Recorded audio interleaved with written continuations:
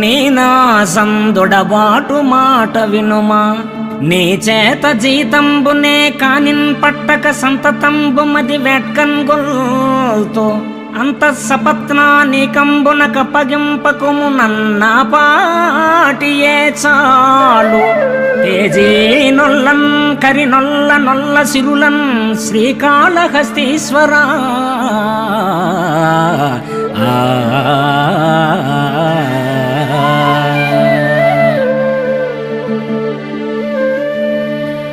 ఈశ్వర, మనిద్దరి మధ్య ఒక ఒప్పందం కుదుర్చుకుందాం.